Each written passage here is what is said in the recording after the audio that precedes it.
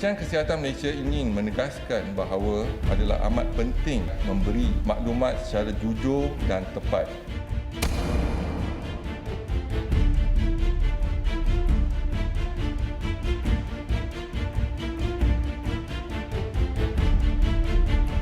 Baru-baru ni saya adalah mangsa penipuan online di mana saya beli mask 3ply tapi hasilnya dapat mask beg kenduri.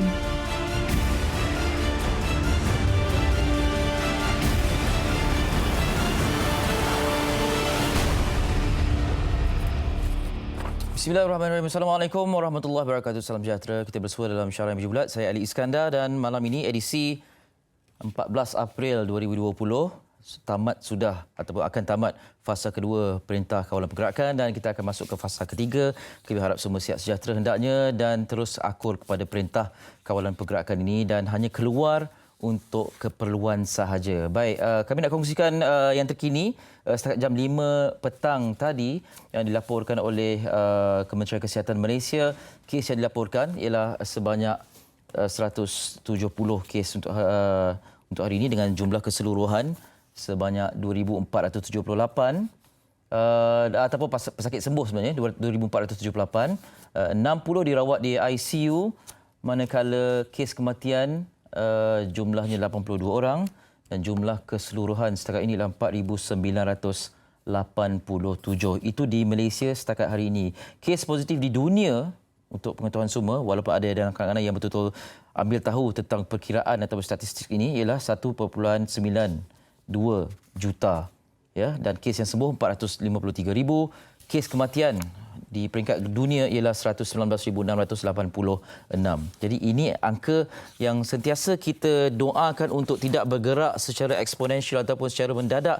Tapi inilah hakikatnya, hari-hari kita akan dimaklumkan tentang angka ini. Jadi bagaimana antara lain untuk kita mengurangkan pergerakan angka atau statistik ini? Kita haruslah jujur dalam menyampaikan maklumat apabila diperlukan. Jadi hari ini kita akan bincangkan tajuk dalam Syarah Minggu Bulat, jujur dan juga syukur. Syukur itu yang kita bincang nanti dalam program pada malam ini. Baik, di awal malam ini kita akan berbincang lebih lanjut tentang pemahaman kita terhadap kluster yang sering diwawarkan oleh Ketua Pengarah Kesihatan. Jadi bersama saya ialah Dr. Badrul Hisham Abdul Samad. Beliau ialah pakar perubatan kesihatan awam, pakar perubatan bahagian kawalan penyakit Kementerian Kesihatan Malaysia. Assalamualaikum Dr. Salam telah Ali. Ya, terima kasih sudi bersama kami. Pagi pun Doktor, malam pun mari ya. Nah, Ali, itulah dia menjalankan tugas sebagai antara barisan hadapan. Okey, kita bercakap tentang situasi yang terkini. Jadi sebagai permulaanlah, bagaimana Doktor melihat statistik yang dikemukakan? Adakah sudah menampakkan kecenderungan ke arah meratakan lengkungan itu? Okey, kalau kita lihat terutamanya sepanjang MCO yang kedua kan, dan ini kita nak masuk MCO yang ketiga, keadaan stabil. Tapi pada angka yang masih agak tinggi ya, antara 100 lebih ke 200. Tapi maknanya di dalam keadaan yang stabil lah. Jadi cabaran untuk MCO seterusnya kita nak tengok dia mula menurun. Jadi itulah yang sasaran utamalah. Jadi di samping kita mengenakan PKP ni, Perintah Kawalan Pergerakan, kita nampak juga ada lokasi-lokasi yang kita buat PKPD, Perintah Kawalan Pergerakan diperketatkan. Maknanya mana penularan yang aktif sedia ada kita nampak, kita akan terus tutup kawasan tu dan kita akan periksa setiap individu dalam lokaliti PKPD ni dan setiap individu juga diambil sampel untuk ujian makmal. Setiap individu? Setiap individu. Jadi itu antara kaedah yang kita buat di setiap lokasi PKPD lah sekarang ini. Okey. Sejauh mana PKP fasa 3 ni dilihat boleh meleraikan segala keresahan kita tentang pandemik COVID di dalam konteks Malaysia ni? Baik Ali, sebab tu kita melihat dia memang kesinambungan, kesinambungan daripada PKP 2. Sebab kita dah nampak dah PKP 2 ni berjaya melandaikan tadi tu, melandaikan bilangan kes harian yang kita kesan. Sebab setiap hari yang kita kesan kes-kes baru, dia sebenarnya ialah pendedahan 2-3 minggu, 4 minggu yang lepas. Jadi maknanya sekarang ni baru kita nampak. Jadi kita kejar mereka ni dan juga yang saya katakan tadi yang PKPD tu. Maknanya kita nampak juga penularan aktif di mana-mana di Malaysia ni, jadi terus kita ambil tindakan yang lebih proaktif dan agresif lah. Dan harapnya dalam masa yang sama, sebab kita masih lagi PKP untuk semua, jadi mereka kekal jangan bergerak keluar daripada rumah. Jadi maknanya penularan sekarang ni supaya hentikan penularan yang sedia ada sekarang. Kalau tidak nanti lagi 2 minggu kita akan nampak ada lagi kes baru. Jadi itu sebenarnya kita nak selesaikan juga mana lagi yang masih ada penularan aktif dalam PKP yang ketiga ini. Termasuk juga yang PKPD tadi itu. Jadi harapnya kita akan pergi lebih agresif. Jadi dalam masa 2 minggu akan datang nanti di ujung PKP 3 harapnya dia menurunlah kalau itu berjaya. Kalau dia tidak menurun, jadi itu satu jabatan yang baru lagi lah. Betul lah dia. Ya. Jadi kalau ikutkan setakat PKP 2 ni menampakkan kesan. Nampaknya kesan. Harapnya dengan semuanya berada di tempat masing-masing dalam radius yang ditetapkan ini tidak akan ada jangkitan luar. Ada berapa lagi petunjuk yang menunjukkan kita berjaya dalam PKP 2 ni. Satu ialah kematian tadi. Kita duka citalah kematian ada 82. Tapi bersamaan dengan 1.6%, kalau kita terjemahkan kematian di peringkat dunia sekarang 6%, 6.18%, sepatutnya angka kita 300 lebih. 330. Tapi angka kita ialah 82. Begitu juga, saya ingat ramai pun dah maklum, untuk beberapa hari kebelakangan ni kita lihat kadar sembuh sudah melepasi daripada bilangan sembuh sudah melepasi daripada bilangan kes baru yang kita kesan. Jadi kalau dari segi graf tu dia dah cross lah maknanya. Dah lebih tinggi daripada kes yang baru yang kita kesan. Dan juga keseluruhan kes sembuh sebenarnya kita mencatatkan perotosan yang tinggi lah berbanding dengan negara lain, 47% yang kadar sembuh. Jadi daripada angka terkini yang 4,987, sebenarnya kalau kita tolak dengan dah sembuh dan juga kes yang mati yang 82 tu, dia cuma tinggal 2,000 lebih saja. Jadi itulah kita nak, seperti mana Eli cakap tadi, kalau boleh dia tak ada lagi kes yang baru, jadi yang ada pun makin menurun. Itu yang kita cuba capai. Baik. Hari ini ialah dengan adanya permintaan untuk menjalankan bisnes dan sebagainya, kita khawatir dengan kluster-kluster baharu ni ataupun sub-kluster ni. Doktor, hari ini kalau boleh Doktor fahamkan kami lebih terperinci tentang maksud kluster ni. Kalau boleh kita ambil sampel daripada kluster yang paling awal sehinggalah yang disebutkan antara kluster terbesar ni. Kalau boleh kita tunjukkan graf ataupun infografik di sini. Okey, ini yang dihantar oleh Kementerian Kesihatan Malaysia pada 8 April lalu. Status 5 kluster terbesar: Perhimpunan Seri Petaling, Perhimpunan Tabligh, Persidangan Keagamaan di Kuching, Majlis Perkahwinan di Bandar Baru Bangi, Individu Sejarah Perjalanan ke Itali dan subkluster Seri Petaling di daerah Rembau. Ini yang terdahulu. Yang terkini ada penambahan Doktor? Iaitu di Kuantan. Di Kuantan, berkait juga dengan di Tumpat. Itu antara kluster yang berlaku sekarang lah. Okey. Maknanya ada penambahan kluster. Okey. Ini yang terkinilah yang dianggap yang sangat signifikan. Okey. Kalau boleh kita beralih ke graf ataupun infografik asal kluster tabligh itu yang kalau dilihat di sini tidak di consider ataupun dikategorikan sebagai kluster lagi. Okey. Mari kita tengok yang ini Doktor, kalau boleh ajar kami tentang pemahaman kluster ni. Okey, ini yang mula-mula kita dapat masa 13 Mac yang lalu. Ini daripada jemaah tabligh lah. Okey. Jadi bagaimana diwujudkan kluster itu? Okey. Kalau kita ingat kembali yang berhubung kait dengan jemaah tabligh sebenarnya pengesanan awal kes positif di kalangan jemaah tabligh dikesan oleh siapa di mana? Di Brunei sebenarnya yang pertamanya dikesan di Brunei. Dan Brunei memaklumkan kepada kami, kepada pihak Kementerian Kesihatan Malaysia bahawa mereka ada kes positif ada kaitan dengan perhimpunan tabligh yang berlangsung di antara 27 Februari sehingga 1 Mac. Tapi mereka pulang, mereka masih berada lagi lah. Ada yang sehingga 2 Mac dan juga 3 Mac. Jadi dia bermula yang situlah yang mula-mula. Dan kita pun dimaklumkan ramai dalam 14,000 lebih yang menghadiri ijtima' tabligh tersebut. Okey, baik. Dan daripada kes-kes yang positif daripada jemaah tabligh, sekarang ni pun kita dah tahulah. Mereka mewakili sekitar 40% daripada keseluruhan kes positif kita lah di Malaysia. Bermakna mereka ni adalah indeks ataupun Ya, permulaan kepada betul. kluster yang selepas itu. Betul Okey. Eddie. Setiap kes yang mula-mula yang kita kata introduce ataupun dia mula-mula pergi kepada rangkaian menjadi kluster ataupun kelompok seterusnya. Jadi yang pertama tu kita katakan sebagai indeks. Baik. Yang pertama. Okey, baik. Jadi daripada sini kluster yang seterusnya kita dengar kluster ketika Kenduri di Bandar Baru Bangi. Jadi Ya. yang indeksnya ialah yang datang berasal Daripada kluster tabligh. Sri Petaling yang sama. Okey. Jadi bagaimana dikenal pasti generasi ke generasi dan bagaimana, adakah apabila ada satu generasi dah boleh disebut kluster ataupun perlu ada beberapa generasi? Okey. Kluster ataupun Doktor nak kelompok dekat sini pun tak apa sikit. Okey. ataupun kelompok kalau saya lihat kepada definisi Pertubuhan Kesihatan Sedunia WHO sebelum ni lah, sebab memang kami dah menguruskan kluster ni memang dah lama lah ya. Definisi WHO dia kata sekurang-kurangnya 3 orang. 3 orang. Okey. Maknanya dalam satu kelompok ya. Maksudnya daripada indeks. Daripada indeks. Jadi katalah saya indeks.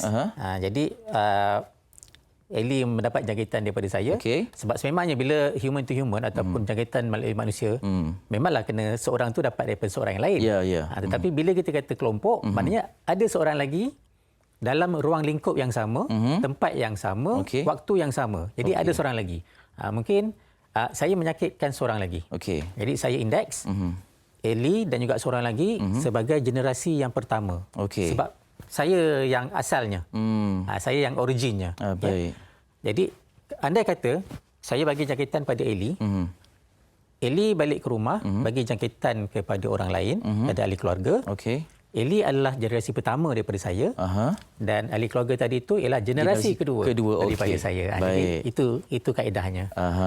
Okey. Jadi maknanya yang misal kata yang berada di kenduri kahwin tu yang dijangkiti oleh seorang, contoh Dr. Badrul adalah semua generasi pertama. Semua generasi pertama yang hadir bersama pada waktu itu di majlis kenduri tersebut. Dan kalau 3 dan ke atas generasi pertama boleh dikategorikan sebagai kluster. Kluster yang lain pula. Maksud saya daripada indeks saya ada tiga orang dijangkiti dah boleh dikategorikan sebagai kluster. Boleh, betul. Dah boleh semua.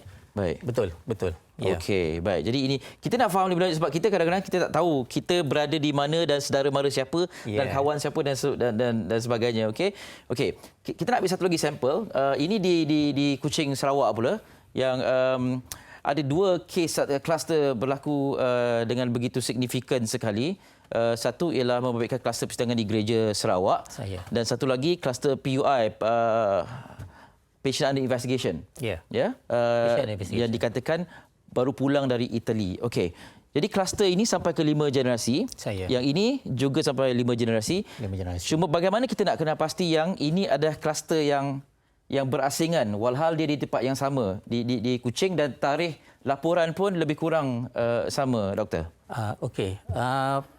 Kuching tu besar sebenarnya, Eli. Jadi kita bukan ambil pukul rata satu daerah yang sama dia datang dari kluster yang sama, tidak. Kita mengambil kira maknanya dia adalah kelompok ni jangkitan berlaku dalam keadaan close contact, keadaan yang sangat rapat. Jadi selalunya di kalangan ahli keluarga sendiri sebab mereka tinggal bersama. Atau mungkin juga di tempat kerja.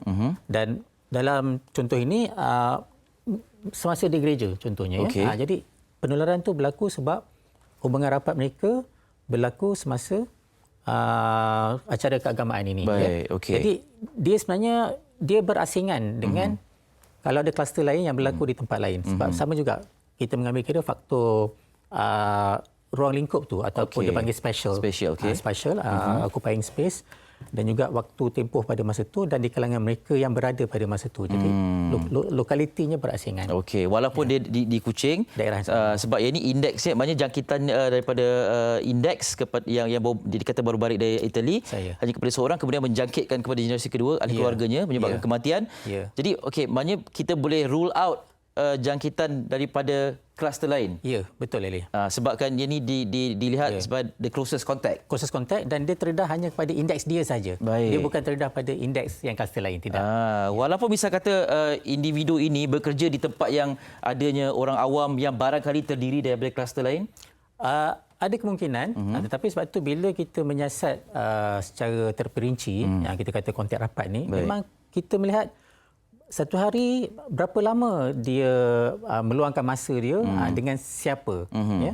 Dan kita juga mengambil kira, maknanya indeks tu dia ada gejala. Baik, okey. Lagikan pula kalau memang dia berbual, dia bercakap bersama dengan kes kontak tadi. Jadi itu lebih memenuhi kriteria kami dia sebagai close contact kepada indeks itu tadi, bukan kepada indeks yang lain. Okey, baik. Doktor jemput duduk. Ya, baik. Sikit lagi saya nak tanya tentang sebab kita bercakap tentang kejujuran ini dan banyak masalah timbul apabila maklumat tidak disampaikan dengan betul oleh mereka yang disoal oleh pegawai kesihatan dan sebagainya. Dan sejauh mana ini merumitkan lagi keadaan?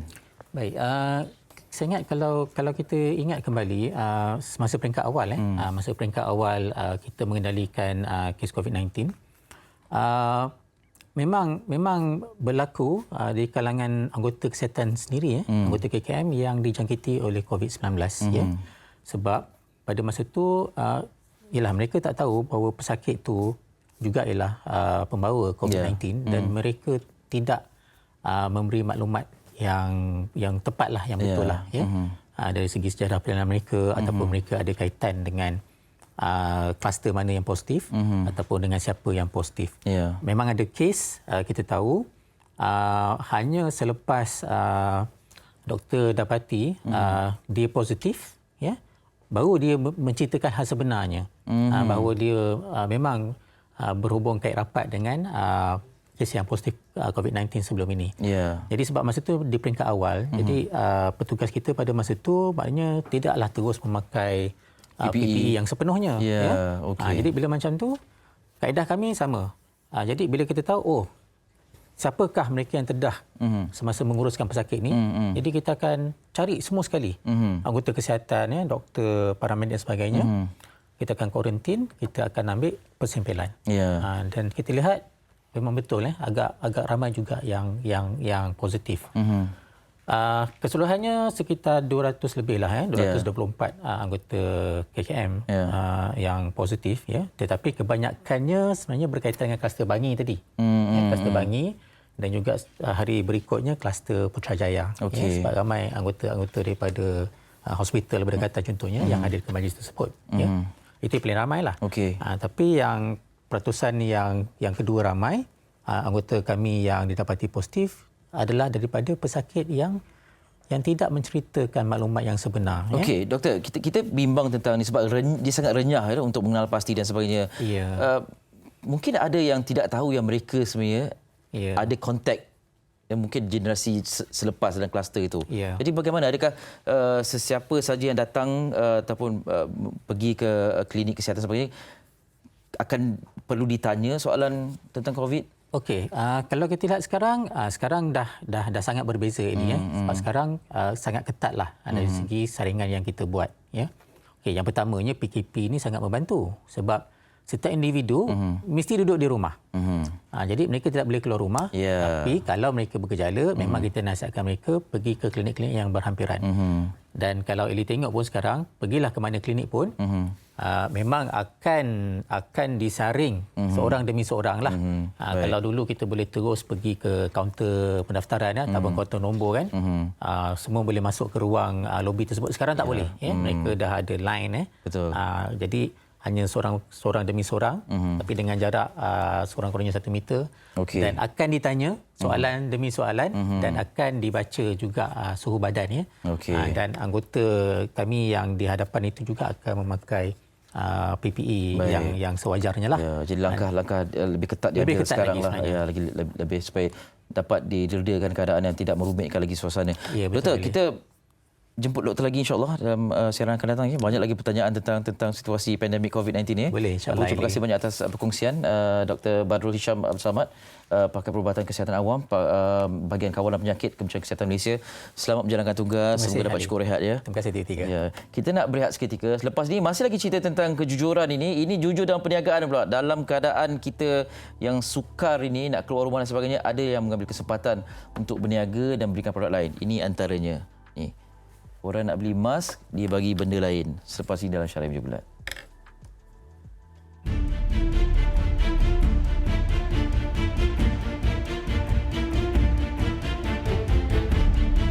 Okey, Okey, bersama lagi dalam Syarah Meja Bulat dan kita masih bercakap tentang jujur dan juga syukur. Syukur kita bawa di blog selepas ini. Kejujuran dalam perniagaan ini antara lain yang pihak yang berkesempatan tidak bertanggungjawab ini untuk menjual produk yang sepatutnya yang diiklankan tapi beli produk lain.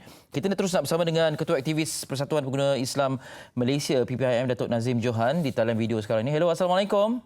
Waalaikumsalam. Datuk, apa khabar? Baik, bagus. Alhamdulillah. Alhamdulillah. Ni di rumah saya andai kan? Rumah. Okey, baiklah. Datuk, sebelum kita berbincang atau berbicara lebih lanjut tentang situasi penipuan perniagaan dalam tempoh PKP ni, tempoh fasa yang sangat merumitkan ini, kita ada satu kes yang kita nak kongsikan dulu, kemudian kalau boleh Datuk respon sikit ya? Ya. Okey, mari kita saksikan. InsyaAllah.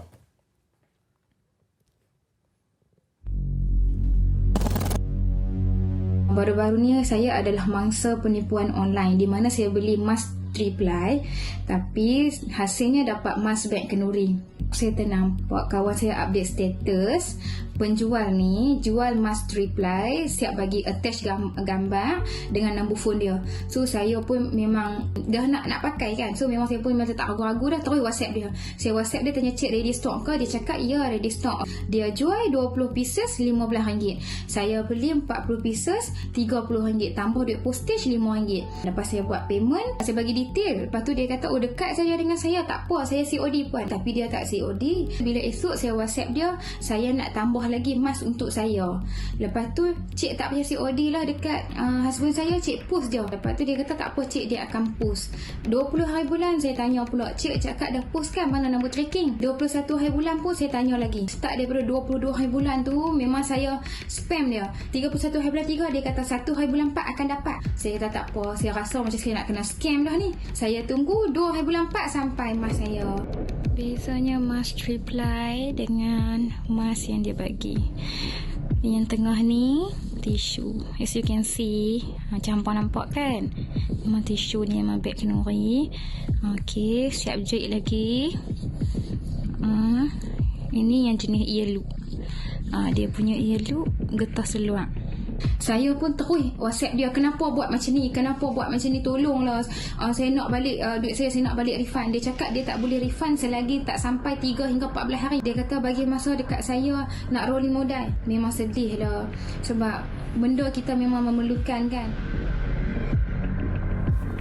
Okey, ini bukan kes beli beg tangan ataupun kasut. Ini beli barang yang diperlukan, yang sangat-sangat penting sekarang ini.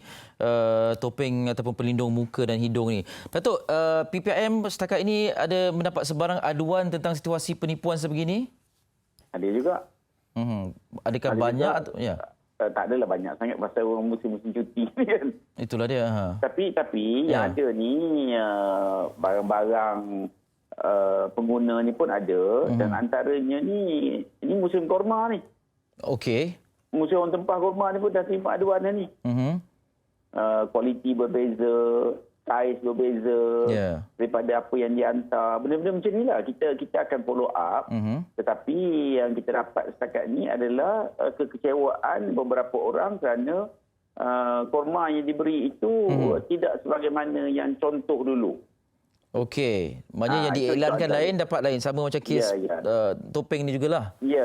Okey, maknanya kita boleh andaikan di luar fasa PKP, kalau tak ada masalah pandemik ni pun perkara ini berlaku juga tu ya. Biasa. Okey, dan dalam keadaan terkurung di rumah ni, di premis kediaman ini, apa tindakan yang boleh seorang tu ambil? Sebab yang kita tahu banyak yang berkongsi kemarahan semua di media sosial je, di Twitter dan sebagainya. Apa yang sepatutnya mereka lakukan?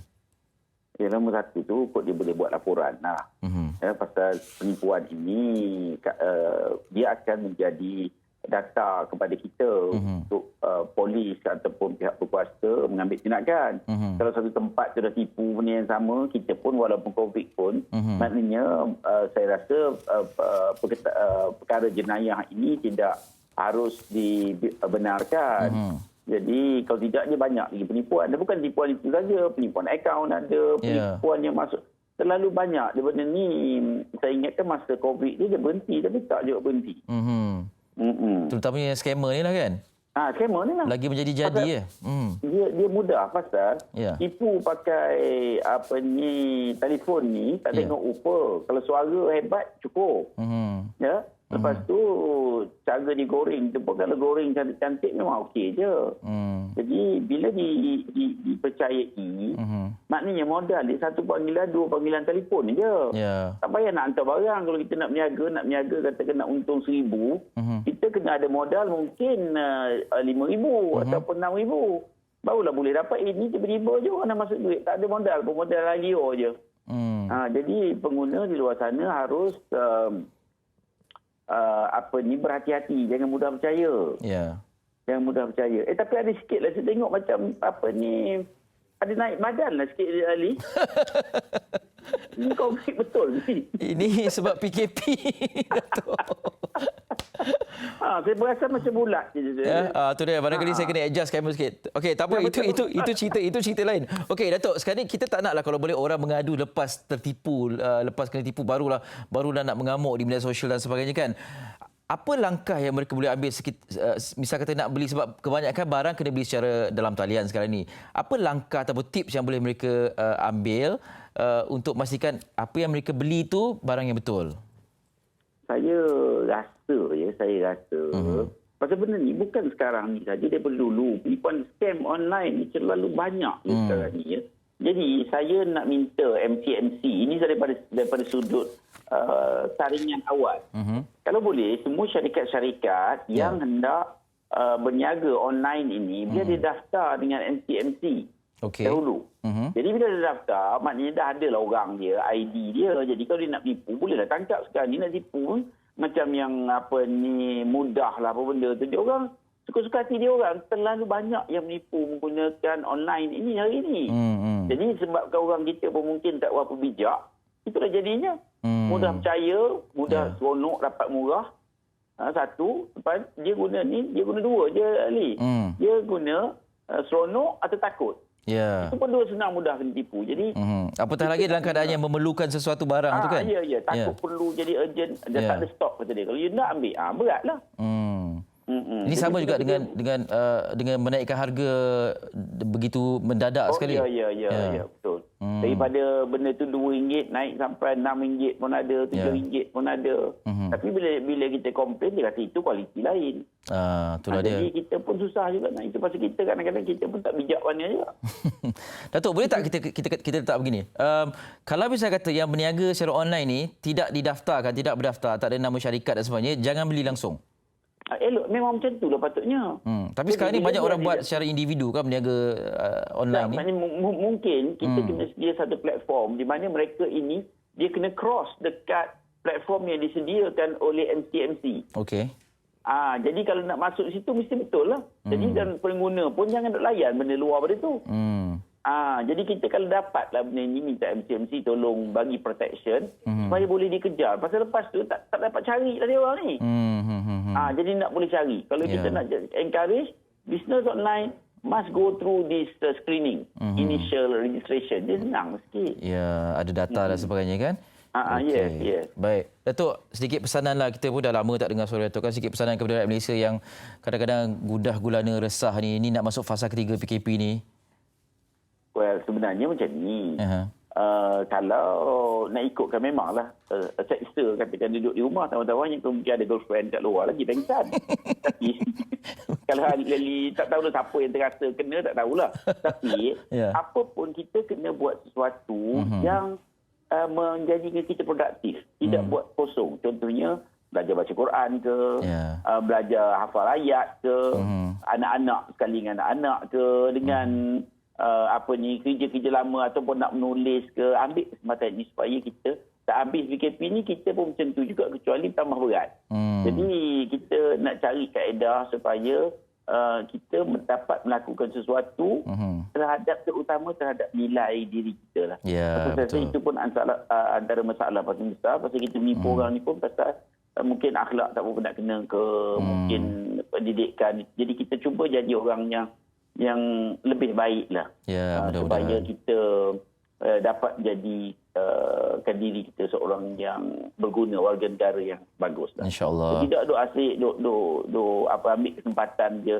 Ini antara akhlak-akhlak yang kita kena ubah lah. Kita kaji dengan orang rumah ke, bincang apa yang kita nak didik anak-anak kita. Bukan setakat belajar pandai.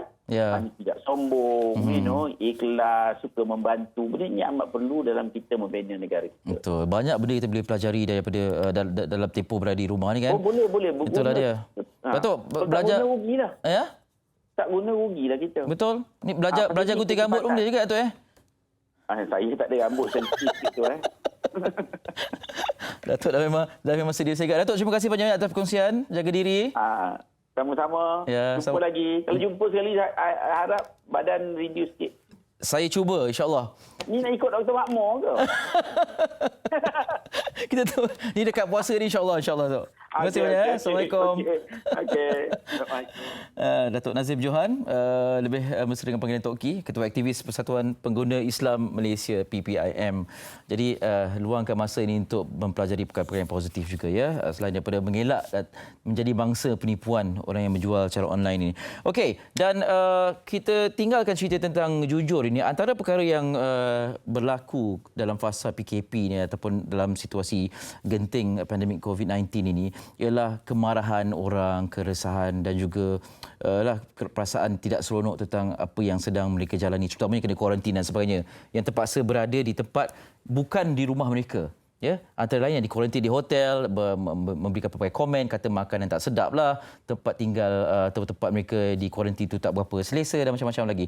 Tapi kita juga nak bawa sisi kesyukuran di sini. Jadi antara lain kami berkesempatan untuk mendapatkan sedikit maklum balas daripada pelajar-pelajar IPT, dan kita nak bersama dengan Anis Syafiqah Badrul Zaman, pelajar Universiti Sains Malaysia di Pulau Pinang. Hello, Assalamualaikum. Waalaikumsalam. Apa khabar? Khabar baik. Ya. Anis Syafiqah asal dari mana? Saya asal dari Jitra, Kedah. Oh, orang Kedah kan? Tak jauh lah ya daripada kampus. Tak jauh. Ya. Tak jauh. Okey. Anda antara yang tak sempat balik lah, dalam kata lain? Saya ada lagi kawan-kawan saya yang tak sempat untuk balik. Okey. Sekarang ni macam tinggal di mana? Di hostel ke?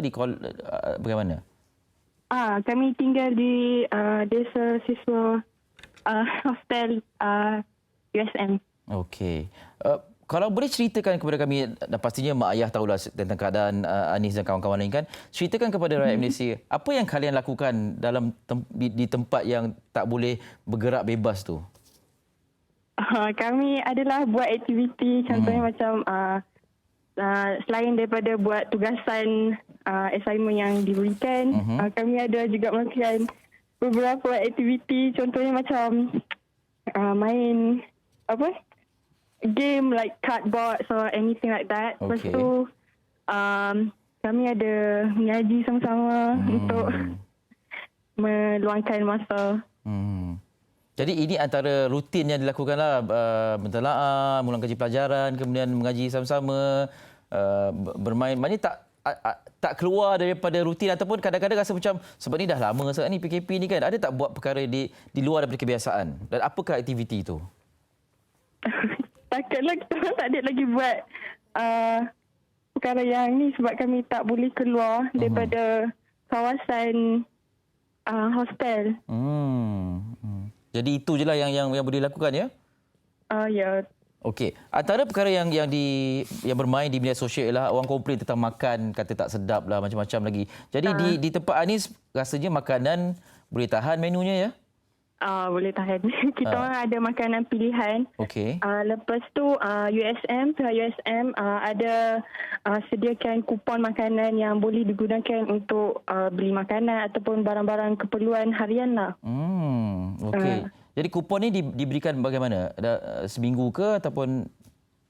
Diberi mengikut fasa. Okey. Setakat sekarang kami dah dapat lebih RM400 lebih lah. Wow. Daripada kupon makanan tu, ya. 400 tanpa perlu keluar ke mana-mana untuk makan? Kami setiap mewah pelajar. Mewah. Agak mewah. Alhamdulillah. Ya. Berapa kerap berhubung dengan ibu ayah? Setiap hari lah. Setiap sebab hari? rindu kan.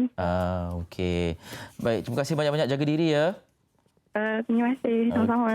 Okey, kirim salam kawan-kawan semua. Ini dia antara aktiviti yang dilakukan oleh penuntut USM Anis Syafiqah. Harapnya ibu bapa sedang menonton dan beliau ada keadaan sihat alhamdulillah bersama kawan-kawan. Mudah-mudahan kita doakan terus berada dalam keadaan sejahtera di tempat mereka berada ni. Okey, itu di Pulau Pinang. Lepas ni kita akan kembali dan kita tengok sebenarnya ada satu kolej di UiTM Shah Alam yang sangat-sangat aktif dengan pelbagai aktiviti. Kami bertanyakan apa antara aktiviti yang dilakukan sepanjang PKP ini. Rupanya dia bagi kami poster sikit punya banyak. Selepas ni kita akan cerita lebih lanjut dalam Syariah Meja Bulat.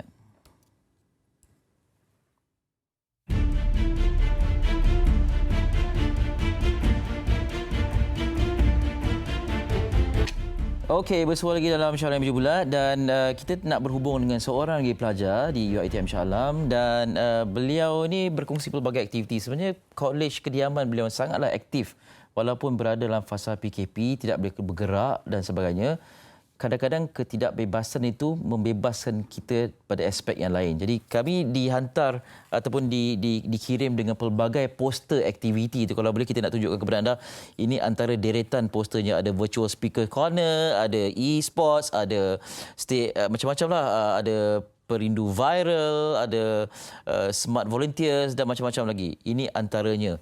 Jadi kita nak bersama dengan Muhammad Adi Syahzali Saleh. Hello, Assalamualaikum. Hello, Waalaikumsalam. Apa khabar, Adi?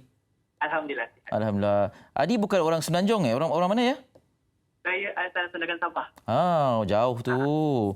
Jadi masa mula-mula kata tidak dibenarkan untuk pulang, apa perasaannya? Pada awalnya tu memang saya rasa sedih. Tapi apa yang tengok bahagian side positif dia, sebenarnya ini untuk kita juga sebenarnya lah.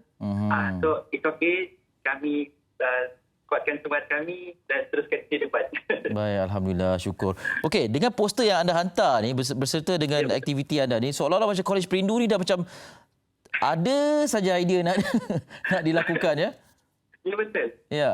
Jadi macam mana diuruskan segala aktiviti yang dirancang ni? Okey, semua aktiviti yang dirancang ini melibatkan social media. Khususnya IG lah. Okey. Sebab apa yang kita tahu, semua student akan terlibat dengan IT. So, aktiviti-aktiviti yang mereka lancarkan semua go through kepada IT. Baik. Jadi, okey. Ada virtual speaker corner dan saya difahamkan ada juga sembang-sembang bersama dengan orang bisnes ya? Ya, sebelum betul. Ni? Iaitu program Alumni Entrepreneurial Talk. Okey. Iaitu panel dia, Puan Rita Sosilawati, founder Victoria Sloan, MD of Novel Research, dan moderator pada ketika itu memang Puan Pengetua sendiri, iaitu Encik Semar dan Syah bin Sila. Dan ini aktiviti yang mendedahkan khususnya pelajar cara untuk memulakan perniagaan lah. Memang aktiviti di Perindu memang sangat-sangat banyak yang memang menarik perhatian saya, iaitu tudung untuk frontliner. Ya, itu saya baru nak tanya ya. Ini bantuan tudung untuk Hospital Sungai Buloh ya? Ya, betul. Okey, boleh cerita lebih lanjut? Okey, program itu dah diberi nama sebagai program bantuan tudung baharu kepada Hospital Sungai Buloh. Dan untuk pengetahuan, program ini telah dilakukan sebanyak 2 kali. Sudah dilakukan sebanyak 2 kali, iaitu siri pertama dengan siri yang kedua. Dan melibatkan beberapa kombinasi ataupun collaboration daripada UiTM sendiri, Kolej Perindu, Kelab Penyayang, ASAS, iaitu Angkatan Sukarelawan Asas Sejahtera, dan Malaysian Relief Agency dari Perak. Okey, jadi mendapat sambutan hangat kalau kita tengok daripada gambar-gambar ni? Ya, betul. Ya, okey. Alhamdulillah. Maksudnya ini sumbangan daripada ahli ataupun pelajar Kolej Perindu saja ataupun dibuka kepada seluruh UiTM atau macam mana? Untuk apa yang saya dimaklumkan, actually tudung-tudung ni saya daripada Singapura, dermawan daripada Singapura yang telah disimpan oleh Kelab Penyayang dekat Store Kelab Penyayang. So lepas tu tudung itu dihantar kepada Kolej Perindu dan dibantu sepenuhnya pelajar Kolej Perindu, di packing elok-elok dan dalam 15 kotak macam tu, dan dihantar terus kepada Hospital Sungai Buloh lah. Dan penghantaran itu tidak termaksud student. Yang termaksud adalah pengetua sendiri, staf presiden kolej dengan bantuan daripada polis bantuan. Dan tidak hantar secara terus, Dan apa yang saya dimaklumkan, mereka masukkan ke dalam loading phase tempat masukkan barang tu. Maknanya mengikut SOP yang betul lah ya. Betul. Ya, maknanya walaupun kalau boleh student sendiri nak hantar, tapi disebabkan PKP ni pihak yang sepatutnya hantar lah yang menjalankan tugas ya. Okey. Baik. Adi, terima kasih banyak-banyak. Kita doakan anda sihat bersama dengan kawan-kawan di sana ya. Ya, betul. Okey, assalamualaikum. Salam. Muhammad Adi Syahzali Saleh, orang Sabah, berada di Kolej Perindu, dan inilah aktiviti yang direncanakan mereka. Syabas diucapkan, syukur dah sejuk perut mak ayah tengok ni aktiviti ni. Okey, kita bercakap tentang konsep syukur ini. Dalam kita sentiasa komplain dengan perkara-perkara yang sebenarnya kita boleh kawal, bagaimana kita nak belajar untuk memahami situasi dan belajar untuk bersyukur. Untuk itu kita nak bersama dengan Ustazah Datuk Dr. Nur Hafizah Musa, pensyarah kanan Fakulti Sains Sosial dan Kemanusiaan UTM. Hello, Assalamualaikum. Waalaikumsalam warahmatullahi wabarakatuh. Apa khabar Ustazah? Alhamdulillah. Apa khabar? Saya Semua baik. TV3? Alhamdulillah, kami sihat adanya menjalankan tugas. Ustazah, minta maaf berhubung dengan Ustazah hampir waktu tengah malam ni ya. Tak apa. Okey. PKP ni dia dah tak berapa dah tak kisah dah waktu. Tu ada kadang-kadang hari pun kita lupa kan. Ya, saya. Okey, Ustazah, sekarang ni bila kita nampak di media sosial kan ada orang yang melampiaskan kemarahan, kegusaran tentang pelbagai situasi, antaranya yang kuarantin, yang kata kenapa diberikan layanan sebegini dan sebagainya. Kemudian ada anak-anak kita yang terpaksa duduk di kampus ni meluahkan ketidakpuasan hati. Jadi seolah-olah macam tidak nampak rasa syukur di situ. Walhal musibah ini juga adalah rahmat kepada kita. Barangkali Ustazah boleh ulas sikit. Betul. Ini adalah satu perkara yang harus kita lihat, ya, menjadi satu muhasabah kepada kita bersama dari segi konsep syukur yang harus kita hayati. Sekarang apa yang berlaku telah berlaku. Masya Allah kana wa ma lam yasha' lam yakun. Apa yang Allah kata berlaku, berlaku. Apa Allah kata tak berlaku, tak berlaku. Sekarang apa yang berlaku kepada kita semua ialah kita semua berhadapan dengan ujian yang besar, iaitu ujian penularan virus COVID-19 ni. Betul Eli ya? Jadi setiap orang sekarang ni sebenarnya dinilai oleh Allah untuk melakukan pada posisi diri masing-masing, kerja masing-masing, peranan dan tanggungjawab masing-masing. Jadi kenapa hilangnya sifat syukur? Sebab kita lebih suka untuk melihat ya apa yang sepatutnya kita dapat daripada orang lain. Ya, kita lupa tentang tanggungjawab dan kerjasama yang sepatutnya kita berikan. Apakah kita tidak rasa cemburu dengan barisan-barisan yang kita panggil sebagai frontliner yang subhanallah hampir 24 jam bekerja untuk masyarakat, bekerja untuk negara. Ya, adakah kita nak terus melihat kelemahan, kekurangan ataupun macam-macam lah yang tak kena, yang sehingga boleh kita terjemahkan seperti mana kita ni macam bukan saja virus COVID-19 tapi virus kufur nikmat. Virus kufur nikmat, okey. Ya, jadi kita tak pandai nak menghayati dan mensyukuri satu nikmat yang sangat besar. Ini kalau bagi Ustazah sendirilah Eli ya, benda yang paling besar yang kita nampak ya. Mungkin kita boleh lihat dari pelbagai sudut. Tapi satu perkara yang Ustazah nak angkat pada malam ini sebagai satu nilai tambah kepada syukur tersebut ialah syukur terhadap nikmat masa lapang. Satu hari dulu, satu ketika ataupun banyak ketika kita sentiasa beralasan tentang kita tak ada masa. Ya, benda baik nak buat tak ada masa. Ya, benda yang afdal nak buat tak ada masa. Ya, sibuk 24 jam ke sana kemari, balik rumah dah keletihan dan sebagainya. Tapi hari ini kita tak ada alasan untuk bagi kita nak bagi alasan tak ada masa. Tak ada masa nak buat amal soleh, tak ada masa nak urus keluarga, tak ada masa nak jadi ibu yang terbaik pada anak-anak. Tak ada masa nak jadi ayah yang berwibawa. Sebab apa? Kita dah dilonggokkan dalam sebuah rumah. Kita dah macam nak kata kepung tak bagus pula kan ya. Kita sudah diberikan peluang untuk berada dalam rumah bagi yang duduk dalam rumah lah ya. Jadi bagaimana kita nak menggunakan nikmat masa lapang? Bila kita tak melihat nilai nikmat, maka ada benda lain yang akan kita disibukkan. Betul. Dia konsep dia ni, kalau kita tak sibuk dengan kebenaran, kita akan disibukkan dengan keburukan. Yang pentingnya manusia ni dia suka sibuk. Itulah, sentiasa sibuk dan menyibukkan diri. Jadi kalau tak sibuk dengan syukur, kita akan sibuk dengan kufur nikmat. Itulah dia. Ustazah, saya nak tanya Ustazah, fitrah manusia ni sebagai makhluk yang sentiasa resah kan? Adakah barangkali dalam keadaan begini yang keresahan tu nampak? Jadi bagaimana kita nak salurkan keresahan tu kepada sesuatu yang positif? memang orang resah ni energi dia berlebihan dari sudut yang negatif tadi. Jadi energi tu boleh diguna pakai sebenarnya. Untuk apa? Sibukkan diri dengan buat benda baik. Ini yang Ustaz maksudkan tadi kan. Kalau tak, nanti hidup dalam keadaan yang resah. Jadi kita tampak tengok ramai sahabat-sahabat kita yang maknanya mencari mana dia fakir-fakir miskin, mana dia orang yang memerlukan. Ada sahabat-sahabat kita yang Ustaz baca dalam dia punya Facebook kan. Dia hanya rehat 4 jam je sehari. Yang lain-lain tu Masya Allah macam manfaat yang dia buat kepada masyarakat. Ya, jadi insya-Allah energi yang berlebihan akibat keresahan tadi kan, energi yang tak baik lah. Tapi insya-Allah kita fokuskan kepada yang baik, yang bermanfaat, nanti masa kita akan terisi. Jadi kita akan rasa okey, nanti kalau dah penat, ada sikit masa tu untuk berehat. Tak sempat nak buat benda yang mudarat ataupun benda tak bermanfaat. Okey, Ustazah, selain daripada membuat amal kebajikan sebenarnya lah, kadang-kadang kita dihadkan dengan pergerakan dan sebagainya. Mungkin barangkali sebelum ini kita antara yang tak begitu biasa dengan amalan solat jemaah di rumah dan sebagainya.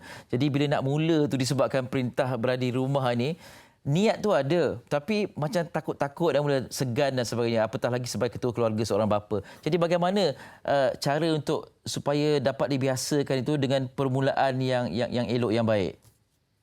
Baik, Ustazah faham sangat dengan apa yang Eli maksudkan ini. Ya, Ustazah pun ada ulas juga Eli. Bila berada dalam fasa ini kan, yang semua orang dalam rumah, mak boleh nampak anak, anak nampak mak, semua orang nampak ayah dan sebagainya. Anak kita pun terdedah dengan media sosial. Dia pun mungkin tahu apa pilihan yang baik untuk keluarga dan dia melihat kepada keluarganya. Sampai Ustaz menggariskan Eli ada 3 perkara. 3 perkara yang menjadi cabaran kepada ibu bapa, khususnya bapa lah. Apa dia? Yang pertama, soal kematangan. Sangat nyata nanti soal kematangan seorang ketua keluarga ketika ini. Yang kedua adalah soal kewibawaan. Wibawa jadi masa ni lah kan macam mana nak buat ni, subuh jemaah isyak maghrib berjemaah, takkan nak ulang surah yang sama je kan tapi kalau dah jadi nanti kadang-kadang nampaklah macam takut anak request surah lain lah pula dia katakan jadi kadang-kadang benda tu berkait soal wibawa. Dan yang ketiga adalah tentang tanggungjawab soal tanggungjawab. Kita pun bagi kebenaran kan kepada ketua keluarga untuk keluar membeli keperluan rumah. Tapi ketika mana kita berhadapan dengan realiti, Eli dan seluruh penonton, kita kena akur dengan realiti tersebut. Tidaklah menjadi satu perkara yang mengaibkan untuk kita mengakui bahawa kita juga nak memulakan melakukan perubahan dalam keluarga kita.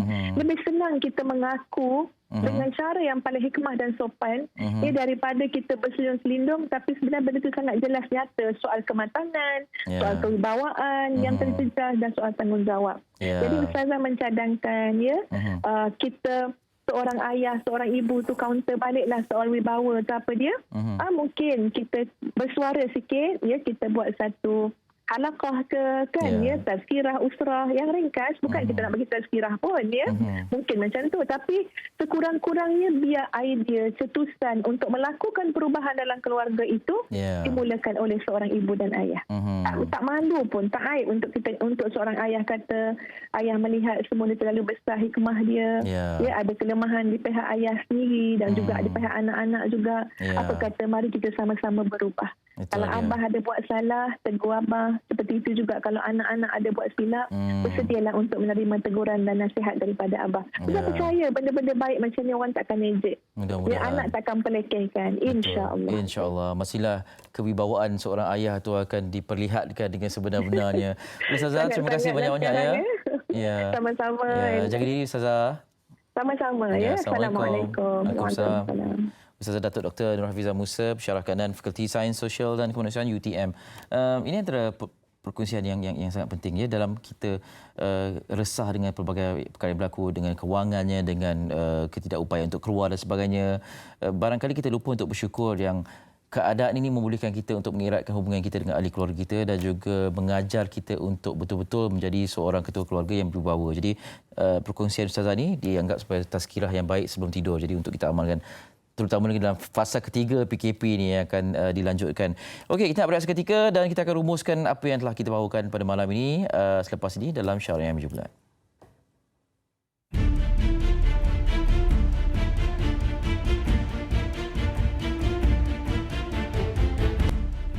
Okey, kita bersua lagi dan di penghujung ini kami ucap terima kasih banyak-banyak kepada anda yang bersama dengan kami menonton dari awal hingga akhir dan juga kepada rakan-rakan Facebook yang memberikan pandangan, yang memberikan komen, ada yang memuji Kolej Pelindung. Tahniah diucapkan ya atas aktiviti yang dilakukan dan antara lain kalau saya boleh baca di sini disebutkan Assalamualaikum, Waalaikumsalam. Kita patut bersyukur banyak-banyak apa yang Allah berikan, banyak yang baik daripada yang buruk. Kesilapan mungkin dari kita juga. Marilah kita renungkan sama-sama ya. Ini daripada Azrul Service. Oh, okey. Baik. Banyaklah perkongsian juga di WhatsApp juga ada yang dikongsikan dengan kami. Saya cuba untuk bacakan. Katanya Assalamualaikum. Waalaikumsalam. Saya nak share mengenai tajuk jujur dan syukur. Baru-baru ni kami dalam ingin membantu orang sekeliling kami untuk mendapatkan face mask 3ply dengan harga yang murah. Tapi orang yang kami berurusan hilangkan diri, duit juga tak dapat kami perolehi semula. Dan kami kehilangan duit RM9,600.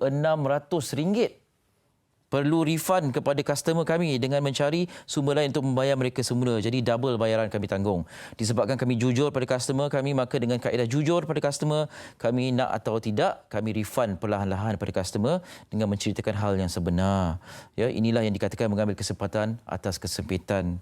Pengajaran besar buat kami untuk berhati-hati berusaha selepas ini. Terima kasih atas tajuk hari ini. Sangat terbaik dan kena dengan situasi kami. Jadi nak dapatkan RM9,600 untuk dikembalikan, dipulangkan kepada pelanggan itu satu yang mencabar. Kita doakan dipermudahkan segala urusannya kepada yang menghantar pesanan ini. Dan kami seperti biasalah tidak dapat raikan semua, tapi rata-rata anda yang bersyukur dengan situasi ini, alhamdulillah kami hargai perkongsian anda juga. Ya, dan kalau disebutkan antara lain ni ada yang mengatakan saya terbaca mengenai KKM mencari penderma darah bagi mendapatkan plasma darah. Boleh saya tahu SOP-nya? Banyak makluman daripada Kementerian Kesihatan Malaysia untuk anda mengetahui lebih lanjut apa yang diperlukan, ya, antara lain selain daripada derma darah tentang perkakasan PPE dan sebagainya. Kalau anda muat turun Telegram, KKM akan sentiasa menghantarkan maklumat dari masa ke masa untuk anda lebih tahu apa yang diperlukan oleh mereka dan apa maklumat yang anda perlu tahu berkaitan dengan pandemik COVID ini. Apapun, kita ucap terima kasih banyak-banyak atas tontonan anda dan minggu depan kita nak raih